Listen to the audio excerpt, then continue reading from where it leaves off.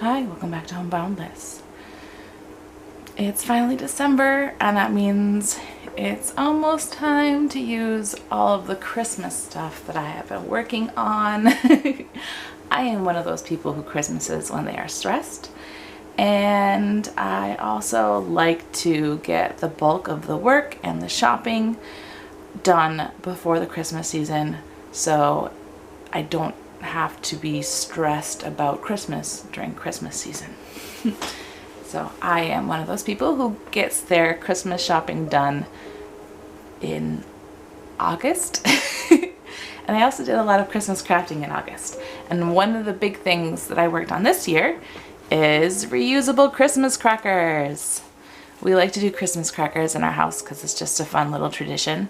And I always have a hard time finding them every year, finding good Christmas crackers. We don't have the best selection in the States. I feel like it's getting better, but it's still kind of a new concept for us. We don't have the best selection. Now the sad thing about these reusable ones that I made is that there's no snap. Usually with Christmas crackers, you and the person next to you pull them and it's like a wishbone. You want to get the bigger piece, and there's a little paper strip with like a little explosive that goes snap when you pull them, and they make a cracking sound. For the Christmas crackers. But these Christmas crackers, this is a piece of, I can take it apart and show you. I have a tube. Come on, come up, let's see, because I also made some stuff for inside. We have a tube of paper, not paper, a tube of fabric, and this is Christmas fabric. I also made a little table runner out of this fabric for my table, and I tacked on a couple of ribbons here. You can buy the strips. I saw some on Etsy, the snapping strips, but I don't think they'd work very well with fabric, and I don't really want to mess with explosives on fabric, and they're not reusable, and I kind of like the idea of the things being reusable. And yes, this is a toilet paper roll or a loo roll inside. I think it would be better if you found a bigger cardboard roll. I had one that I probably could have cut up and it would have been perfect, but I think it got recycled prior to this project. So and then you shove them back in, and it's not like super easy, but it's really not hard. And inside of I got just these bingo sheets from Target for like $5 just on a whim. And I was planning on using like pennies or something as placement markers so we can reuse this next year if it's fun.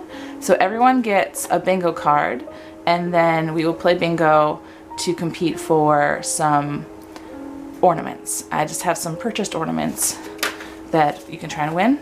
And I made little bookmarkers, so everyone gets a bookmarker. And this part they can keep. The other stuff they kind of have to give back. And every cracker has a little reusable felt crown, and I'll get Grandma. Hello! I'll get Grandma to model it for you. So you just wear the crown for fun.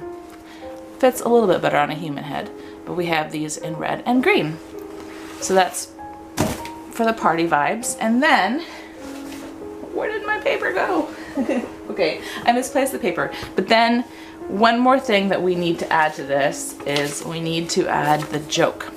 The joke is a very important part of a Christmas cracker, and they have to be really like a dad joke, a Christmas dad joke, very punny. I have been waiting on the jokes to go in there for a long time because my child really wanted to be the one to write out the jokes to put them in. So I gave her a list of Christmas jokes, and I have 7 crackers, so I gave her 7 jokes, and she wrote out 3 of them so far. But one example of the joke is, how does a snowman get around? It rides an icicle. This is my Christmas cracker craft. So this is the Christmas cracker craft that I have worked on. And one thing that I am currently working on is my advent calendar for this year. My partner got me an embroidery advent calendar from Hoop to Hoop, and I will link her shop. She has an Etsy shop, and she's also showing how to do the stitches on Instagram, which I haven't really watched yet because I have embroidered before. I'm just not very good at it, but it's coming along nicely. I feel like my skills are getting a little bit better, but I am learning that I have to be neater because I had a hard time getting my needle through in the right spots today, and I don't want to be neat. Why do I pick things that require me to be neat? But yeah, so buildings are getting a little bit wonky, but it's charming. And then another thing that I started working on, I'll just tell you when we get in there. This summer, I started learning how to knit. And so one of my projects that I have been working on all summer and fall is I have been knitting this paper chain garland. So I don't know how many chains I've knitted, but that's a sneak peek. This project is coming. I just am waiting on the ribbon to finish it off because I ordered the ribbon too early, so the child got into it and I'm not sure where it went. So we have lots and lots of just small rectangles, and I have learned through the process that if they're smaller and thicker, they hold their shape a little bit better. I did experiment with switching up the pattern of stitches, but plain old garter stitch kind of holds the shape the best, so that works well. Box fell. So we have this. So that's getting shaky. I need to clean this room so I can walk on the floor without having to step around things. But this is also the space where the child plays with Lego bricks, so there are bricks all over the floor.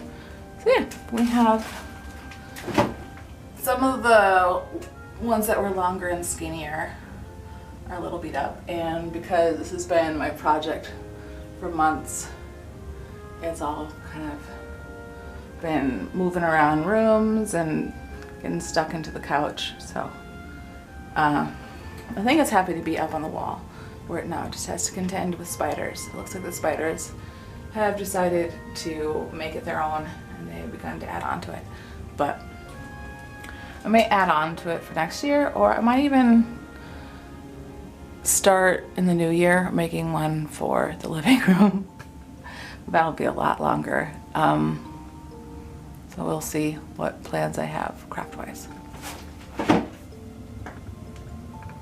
Another craft that I made this summer is I made 24 little bags